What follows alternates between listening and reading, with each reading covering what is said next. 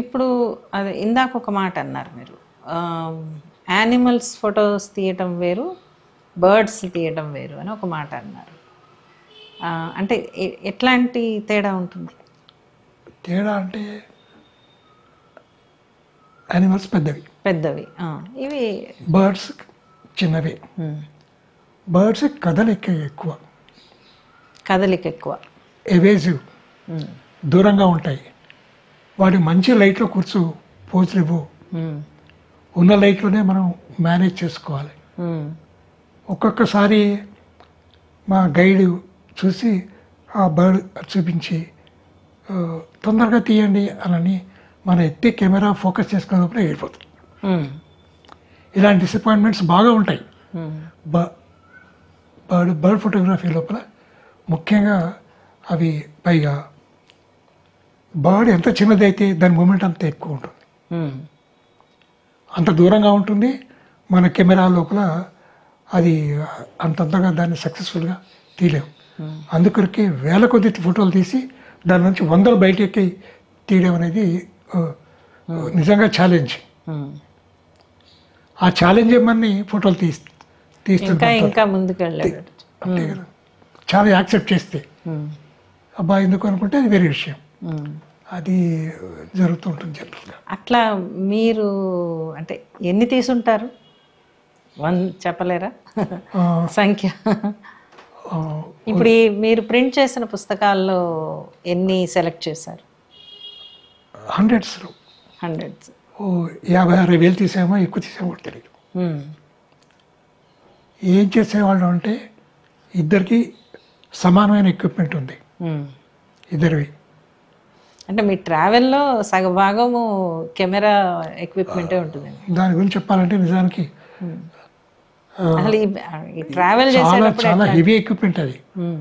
Heavy equipment, దాంతోపాటు ట్రైపాడ్తో పాటు gimbal,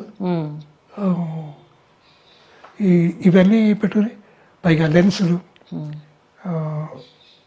షీనోస్ 1DX Mark III అంటే అది 1.5 kg కెమెరా ఉంటుంది.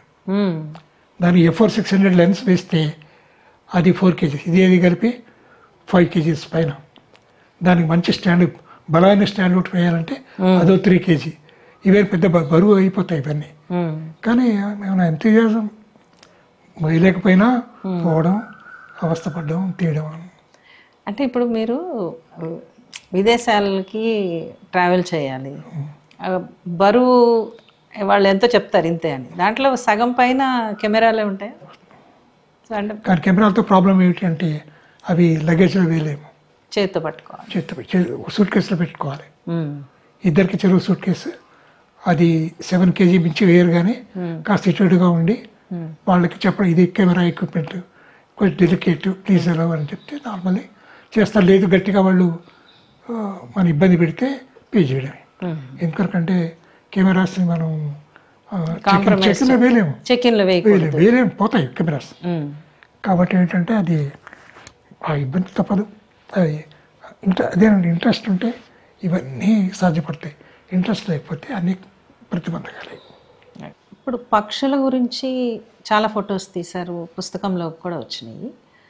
అయితే పక్షులు అరుదైన పక్షులు, ఎక్కువ మన దేశంలో తీసారా లేకపోతే విదేశాల్లో తీసారా? మన దేశంలోనే తీసాం. ఒక్క మసాయి మారాలో మాత్రం కొద్దిగా తీసాము. కానీ ఎక్కువగా మేము తీసింది కేరళ నుంచి మొదలుపెట్టి తట్టెక్కాడని కొచ్చిన్ దగ్గరలో ఉంది, అక్కడి నుంచి మొదలుపెట్టి హిమాలయస్, డీప్ హిమాలయస్. అక్కడ ఎట్లాంటి బర్డ్స్ ఉన్నాయి? హిమాలయస్లో ఎలాంటి పక్షులు ఉన్నాయి? అంటే పైకి పోయిన కొద్ది బర్డ్స్ రేర్ అవుతాయి. ఎక్కడికక్కడ బర్డ్స్ ఎండమిక్ అయిపోతాయి. ఎండమిక్ అయిపోయి అక్కడే మనకి కనపడుతూ ఉంటాయి అన్నమాట. కాబట్టి అదే ప్లేస్లో 1, 2 సార్లు 3 సార్లు అలా పోయి తీస్తుంటే మనకి మనం అనుకున్నట్టు ఫొటోస్ వస్తాయి. వాటిలో ఇంకా సెలెక్ట్ చేసి మనం పబ్లిష్ చేయడానికి ప్రయత్నం చేయడం అనమాట. అంటే ఇప్పుడు ఒక్కొక్క పక్షి ఒక ప్రాంతానికే పరిమితమై ఉంటుందా లేకపోతే రకరకాల చోట్ల కూడా ఉండే అవకాశం ఉంటుంది? 2 రకాలు ఉంటాయండి. ఎండమిజం ఉంటుంది, అవి అక్కడే ఉండిపోతాయి కొన్ని బర్డ్స్. కొన్ని బర్డ్స్ వాటికి అసలు వెళ్ళలేవు, మనకి తప్ప ఎక్కడెక్కడి నుంచి వేల కొద్ది కిలోమీటర్ల నుంచి అవి ఫ్లై అయ్యి వస్తుంటాయి. అసలు ఆహారం నీరు లేకుండా వేల కొద్ది కిలోమీటర్లు ఫ్లై అవుతాయి బర్డ్స్. అవును, అట్లాంటివి చాలా చోట్ల ఇప్పుడు మనకి కనబడుతూ ఉంటాయి. ఎక్కడో ఆఫ్రికా నుంచి రకరకాల సైబీరియా నుంచి ఇక్కడికి వస్తుంటాయి బ్రీడింగ్. ముఖ్యంగా ఏంటంటే సమ్మర్ బ్రీడింగ్ టైంకి వచ్చేసే వరకు అవి వచ్చి ఆ బ్రీడింగ్ ప్లేసెస్లో ఆగిపోయి వాటి రంగులు మారిపోతాయి, బ్రీడింగ్ కలర్స్ వస్తాయి, ఇంకా అందంగా కనపడతాయి బర్డ్స్.